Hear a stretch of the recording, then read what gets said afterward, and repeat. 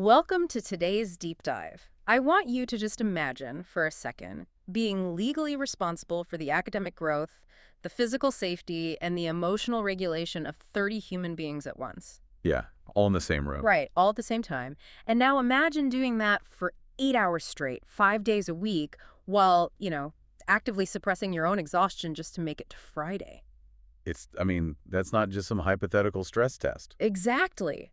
That is the baseline job description of a modern teacher in the modern education system. Oh, absolutely. And whenever we look at K-12 education today, the conversation inevitably collides with this massive structural burnout crisis. Yeah, it's a system that's really buckling under its own weight. It really is. And historically, the interventions have felt like putting a tiny, a decorative adhesive bandage over a crumbling foundation. That's a good way to put it, yeah. But today, for you, our listener, we are taking a deep dive into an initiative that claims to be completely rewriting that entire operational playbook. Right. We are looking at a strategy that attempts to stop treating symptoms in isolation, and instead, it treats the school as a complex, interconnected psychological environment.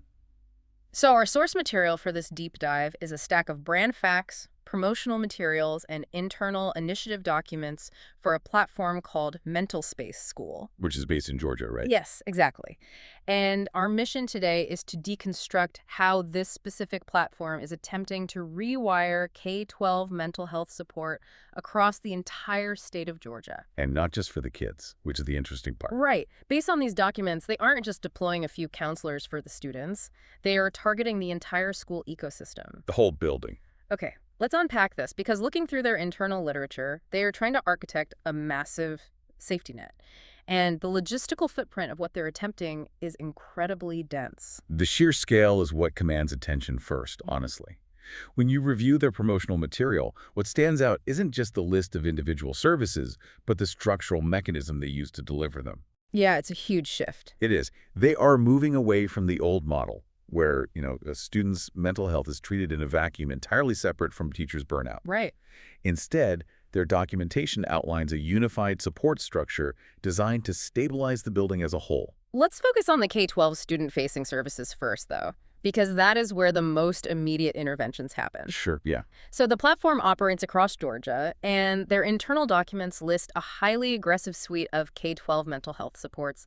They advertise same-day teletherapy access to licensed therapists. Same day is huge. It's massive. They detail crisis intervention protocols, suicide prevention frameworks, and even proactive violence prevention programs. Right. But the structural mechanism you mentioned really crystallizes in one specific phrase they use. They assign, quote, dedicated therapist teams to their partner schools. And that phrase right there represents a fundamental shift in how educational healthcare is deployed. A lot of modern mental health startups, they offer a generic pool of therapists. Right, like you log in, you get whoever's available. Exactly. Which feels really transactional. Like Barry. But the language here, a dedicated therapist team, paints a totally different picture. If we look at how schools normally handle a crisis, it's often, a generic 1-800 hotline that a counselor hands to a student in distress. Yeah. Call this number if you need help. Right. The MentalSpace model reads more like having a specialized embedded medical unit.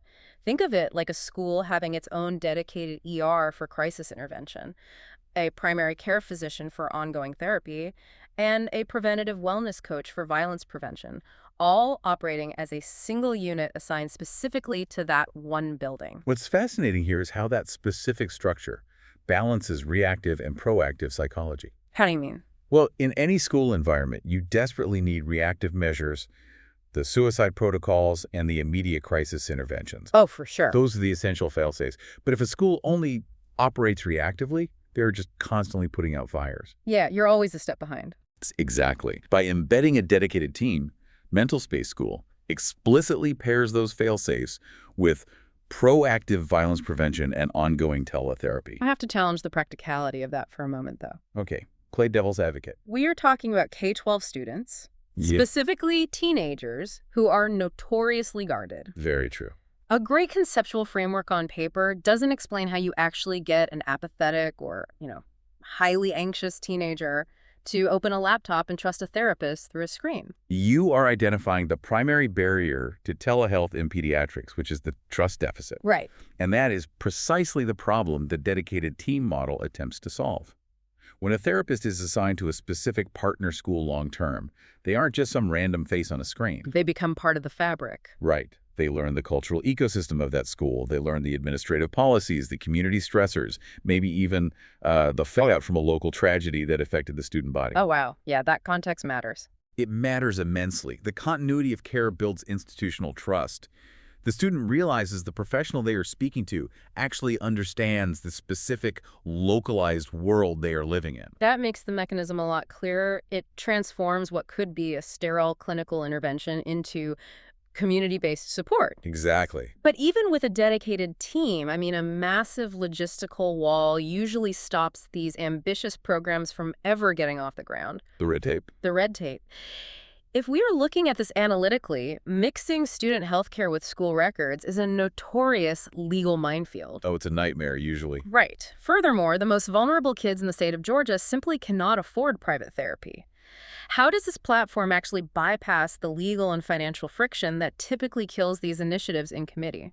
Well, the source documents dedicate significant space to outlining exactly how they navigate that friction, and they tackle the legal wall first. Okay. The materials emphasize that the platform is fully compliant with both HIPAA and FERPA. Let's break down why that distinction is so critical for the listener, because those are two wildly different regulatory beasts. They govern two entirely separate domains of privacy. A FARPA is the federal law protecting sensitive patient health information. It ensures that a medical diagnosis or therapy notes cannot be disclosed without consent. Right, that's the healthcare side. Exactly. And FERPA is the law that protects the privacy of student education. Records things like grades, disciplinary history, and individualized education programs. So the friction happens when those two worlds collide in a school hallway.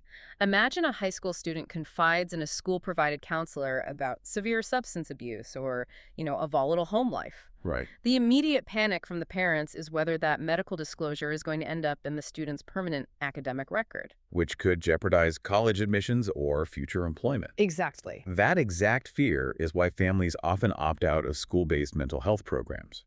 By engineering a platform that explicitly guarantees dual compliance, MentalSpace School is threading a very complex legal needle. It's a smart design. Very smart. They are providing a structural guarantee to the school district that educational data will not leak into the medical files, while simultaneously assuring the parents that clinical therapy notes will never merge with the student's academic transcripts. So the legal architecture is sound, but that still leaves the financial roadblock. I mean, therapy is phenomenally expensive. It really is. And same-day access to a licensed therapist sounds like a premium service that only wealthy districts could afford to subsidize. Well, the financial model outlined in their promotional material is arguably their most aggressive strategy. Really? Yeah, they have constructed a payment ecosystem designed to remove the price tag as a barrier for the end user. Okay. The documents state that MentalSpace School accepts Medicaid. For families relying on that program, that translates to $0 out of pocket for these services. Wow. That is a massive equity play. In a state like Georgia, offering $0 out-of-pocket access instantly removes the hesitation for a massive demographic of students who desperately need the intervention, but whose families are just paralyzed by the cost. And their strategy doesn't stop with Medicaid. The internal documents specifically list an incredibly broad integration with the commercial insurance market. What do they cover? They note that they accept BCBS, Cigna, Aetna, United Healthcare, Humana, Peach State, CareSource, and Amerigroup. They're essentially casting a net over the entire state's insurance infrastructure. They are. By interlocking with Medicaid for vulnerable populations and blanket covering virtually every major commercial insurer in Georgia for middle-income families, they neutralize the financial friction. That makes so much sense. Yeah, they aren't asking the school district to foot the entire bill for private therapy, and they aren't asking parents to drain their savings. They are routing the cost through the existing healthcare infrastructure, which clears the path for actual utilization. That completely solves the access problem for the students. But as we mentioned, a student body is only half the equation in a school building. Right. We talked earlier about treating the school as an ecosystem. If we view the teachers as the load-bearing walls of that building's psychological architecture, you can't just keep painting the walls with generic wellness seminars if the foundation is crumbling under the pressure. No, you don't. An overwhelmed, dysregulated teacher cannot effectively support a student in crisis, no matter how many teletherapy apps the kid has on their phone. The documentation addresses this directly, marking a critical pivot in their operational model. They acknowledge that you cannot isolate student success from educator well-being. Which leads us to the staff side. Exactly. This leads into the architecture of MentalSpace School's evening topic staff wellness program. Here's where it gets really interesting, because the internal messaging for this program abandons the usual corporate wellness jargon entirely. Yeah, it's very different from the usual HR emails. It is profoundly empathetic. The material is specifically targeted at educators reading it after what the document calls a long day. We all know that feeling. Oh, yeah. The core narrative they are pushing to the staff is, you don't have to carry it alone. And they anchor it with this one specific line, quote, "You take care of everyone else. Let someone take care of you." It strips away the clinical language and speaks directly to the psychological exhaustion of the profession. I want you, the listener, to think about the last time you experienced profound burnout in your own career. Regardless of your industry, we all know the sensation of giving every single ounce of your cognitive and emotional energy to your job, your clients, your team, until you have absolutely nothing left for yourself. Just running on fumes. Exactly. This program translates that universal feeling into the specific reality of an educator. MentalSpace is offering these teachers access to licensed therapists via teletherapy that fits your schedule, along with stress management workshops and peer support groups. Which is huge. Right. And mirroring the student side, the staff program is 100% confidential, covered by most major insurance providers, and accepts Medicaid. The inclusion of both clinical therapy and peer support groups reveals a sophisticated understanding of how burnout actually functions. Teaching is a profoundly isolating profession, which sounds counterintuitive because teachers are surrounded by people all day. Right. You are in a room with 30 people, but you are the only adult. Precisely. You are the sole cognitive authority managing the academic progress, emotional volatility, and physical safety of dozens of developing brains, hour after hour. It's exhausting just thinking about it. The psychological weight of that isolation is staggering. MentalSpace recognizes that the remedy for that isolation requires different tools for different scenarios. Sometimes, severe anxiety or depression requires the clinical intervention and privacy of a licensed therapist. But other times, a licensed therapist who has never managed a classroom of 30 teenagers might not fully grasp the hyper-specific exhaustion of the job. Which is the mechanism behind the peer support groups. Sometimes a teacher doesn't need cognitive behavioral therapy. They need the validation of a colleague who has been in the exact same trenches. Yeah, someone who gets it. They need to talk to someone who understands the visceral dread of standardized testing season, or, the emotional toll of a parent-teacher conference that turns hostile. Peer support provides shared reality. It provides evidence that you aren't failing, you are just operating in a system that is inherently overwhelming. Exactly. But this brings up a massive logistical question. We are talking about individual relief for a teacher, but an individual teacher doesn't have the authority to integrate Medicaid and BCBS into a school district's infrastructure. No, they definitely don't. To deploy a platform of this magnitude, you have to move up the chain of command. How do these documents suggest pitching this massive structural overhaul to the administrators actually running the buildings? The documentation outlines a highly targeted pitch aimed directly at school principals. They position MentalSpace as a turnkey staff mental health support system. So what does this all mean for the administrator? Let's dissect that word, turnkey.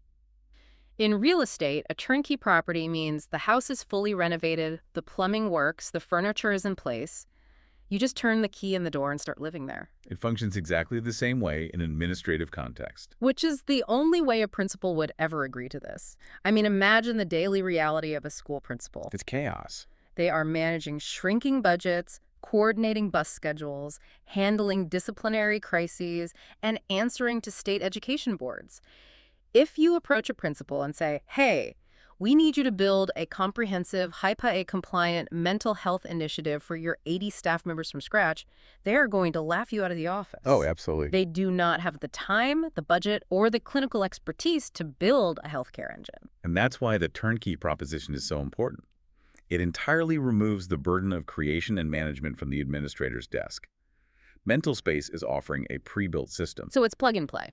Exactly. Yeah. The burnout prevention workshops, the teletherapy infrastructure, the peer support moderation, and all the incredibly complex insurance integration with Aetna, Cigna, and Medicaid, it is all packaged and ready to deploy. Wow. The principal doesn't build the engine, they just turn the key and authorize the implementation. And to convince them to turn that key, the promotional materials rely heavily on one specific, highly publicized statistic.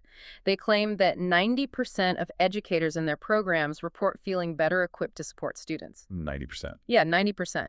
Now, taking an analytical view, we have to assume a 90% success rate in marketing literature relies heavily on self-reported data. Sure. That is a staggering number, and we should definitely view it with a healthy dose of critical distance. It is entirely appropriate to scrutinize self-reported metrics in promotional material. However, even if we view that 90% figure as a directional trend rather than an absolute scientific certainty, the underlying psychological mechanism it describes is fundamentally sound. Tell me more about that. If we connect this to the bigger picture, it illustrates the symbiotic nature of a school's environment. For decades, teacher wellness initiatives were viewed as employment perks, like an extra personal day or catered lunch in the break room. Right, it was viewed as a luxury, not an operational necessity. But the MentalSpace model argues that investing in the teacher's mental health is a direct, measurable intervention for the student's academic and emotional success. You cannot separate the cognitive well-being of the educator from the educational outcome of the child. Let's walk through the actual mechanics of how that works in a classroom. A teacher who is utilizing confidential teletherapy to manage their own anxiety, who is attending burnout prevention workshops, and who is actively venting the stress of the job in peer support groups, that teacher is showing up to work with a regulated nervous system. And a regulated adult is capable of doing things an exhausted, dysregulated adult simply cannot do. A regulated teacher has the emotional bandwidth to recognize the early behavioral signs of violence in a student before it escalates. They have the patience to sit with a child who is struggling with a complex math problem without snapping. Yeah. They have the psychological grounding to de-escalate a teenager who is having a panic attack in the hallway. It completely reverses the usual dynamic. Instead of systemic stress trickling down from the administration to the teachers and ultimately landing on the students, the stability trickles down. Precisely. By structurally supporting the load-bearing walls, the entire building becomes safer for the people inside it. The strategy outlined in these documents suggests that when you build a system that lets someone take care of the teacher is fundamentally better equipped to take care of the student. To synthesize all the intricate threads we've pulled from these internal documents for you today, what MentalSpace School has architected here is a comprehensive, financially viable safety net designed to catch every level of the Georgia K-12 ecosystem. Yeah, top to bottom. They are moving far beyond the standard passive 1-800 hotline. They are deploying embedded, dedicated therapist teams to build long-term institutional trust. And solving the legal issues, too. Right. They have engineered a platform that navigates the legal minefield of dual HIPAA and FERPA compliance, ensuring that medical records and academic transcripts remain strictly separate. They are systematically removing the financial roadblocks that typically prevent utilization by integrating with Medicaid for $0 access, while simultaneously blanketing the commercial market through providers like BCBS, United Healthcare, and Cigna. It's very thorough. And perhaps most importantly, they are addressing the structural burnout of the profession, offering a turnkey solution to principals that provides exhausted teachers with the clinical and peer support they desperately need at the end of a long day. It is a highly analytical, structural approach to an environment that has traditionally been treated with, fragmented temporary solutions. For those of you listening who are curious about the specific language of their programs, or who want to see how this turnkey platform is laid out for administrators and families, the source materials for our analysis today originated from their website at mentalspaceschool.com. It provides a fascinating look into the logistics of attempting systemic educational reform through the lens of healthcare. This raises an important question, though, as we consider the broader implications of these internal documents. What's that? Well, if deploying a turnkey, structurally integrated mental health system results in a vast majority of educators feeling more capable of executing their actual jobs, what would happen to the fabric of our society if every essential high-stress industry adopted this operational standard? Oh, wow. from emergency room nurses and social workers to air traffic controllers and public defenders. What if built-in peer support and frictionless clinical therapy wasn't viewed as an administrative luxury, but as a mandatory structural requirement, rather than just accepting systemic burnout as the inevitable cost of doing business? That is a profound paradigm shift and a powerful thought to carry with you into the rest of your week. Thank you so much for joining us on this deep dive. We've loved unpacking the logistics of this ecosystem with you, and we will catch you next time.